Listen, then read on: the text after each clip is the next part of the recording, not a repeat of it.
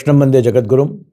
પ્રતિવર્ષની જેમ આ વર્ષે પણ ગોધરા પ્રભુના ભક્તિના રંગે રંગાઈ રહ્યું છે. ત્યારે આંતરરાષ્ટ્રીય પુષ્ટિમાર્ગીય વૈષ્ણવ પરિષદ, વિપો, એસવીવીપી, પુષ્ટિ યુથ, વાત્સલ્ય વૃંદ, આ સમસ્ત વૈષ્ણવી સંસ્થાઓના સંયુક્ત ઉપક્રમે ગોધરામાં ખૂબ ભવ્યતાથી અને દિવ્યતાથી આ રંગોત્સવ, આ ફાગોત્સવ ઉજવાયો. તે માટે સમસ્ત સંસ્થાઓના પ્રતિનિધિ અને એના વડાઓને મારા ખૂબ ખૂબ અભિનંદન છે. મારી ખૂબ ખૂબ એમના માટે રંગભરી શુભકામનાઓ છે. પ્રભુના ભક્તિના રંગે રગાવવા માટે કોઈક નિમિત્ત જોઈએ. ક્યારેક ભજન, ક્યારેક કીર્તન, ક્યારેક કથા, ક્યારેક સત્સંગ. આ સુવર્ણ અવસર એવો છે કે જેમાં પ્રભુની સાથે ભક્ત ભગવાનના રંગે રંગાઈ શકે છે અને ભગવાન પોતે ભક્તને ભક્તિના રંગમાં રંગે છે.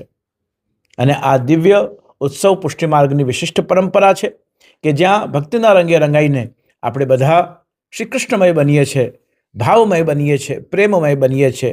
અને ભક્તિનો રંગ એવો ચઢે આપણા ઉપર કે વર્ષ દરમિયાન સત્સંગની, સંગઠનની, સત્કર્મની, સેવાની, સ્મરણની, આ બધી જ રંગીન ભક્તિની ભૂમિકાઓ આખા વર્ષ આ બધાનો રંગ આપણા પર ચઢ્યો રહે, એવી શુભકામનાઓ સાથે જ્યારે આ મહામહોત્સવ ઉજવાયો.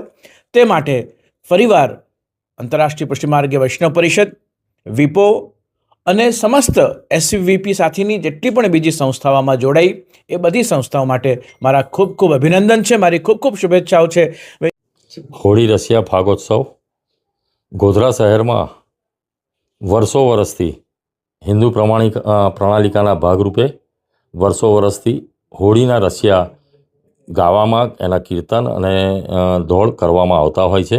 પરંતુ હોળીની આ પરંપરા રાજસ્થાન, મધ્યપ્રદેશ અને ગુજરાત, આ બધા રાજ્યોની અંદર, એમાં સવિશેષ ગુજરાતમાં ખૂબ સુંદર રીતે આ તહેવાર હોળીના 40 દિવસ પહેલાંથી ઉજવવાનો શરૂ થાય છે.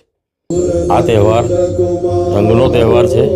અહીંયા આગળ અમે એને ફૂલોથી મનાવીએ છીએ અને આ તહેવાર વર્ષો વર્ષથી અહીં ગોધરા શહેરમાં અમારી સંસ્થાઓ, વૈષ્ણવ સંપ્રદાયની આંતરરાષ્ટ્રીય પુષ્ટિમાર્ગીય વૈષ્ણવ પરિષદ, સમસ્ત વૈષ્ણવ વણિક પરિવાર, મતલબ કે વિપો, આ 3 સંસ્થાઓના માધ્યમથી ખૂબ સુંદર રીતે વર્ષો વર્ષથી વૈષ્ણવો હર્ષોલ્લાસથી આ તહેવારને ઉજવે છે.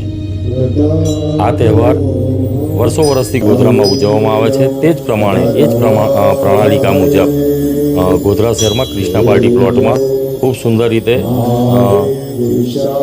આયોજન કરવામાં આવ્યું. પરમ પૂજ્ય 108 શ્રી દ્વારકેશલાલજી, આશ્રય કુમારજી અને શરણમ બાવા, આ ત્રણેયની હાજરીમાં, ત્રણેયના આશીર્વાદ ગોધરા શહેરમાં ખૂબ સુંદર રીતે મળ્યા અને આજે ખૂબ સુંદર રીતે આ તહેવારને ઉજવવામાં આવે.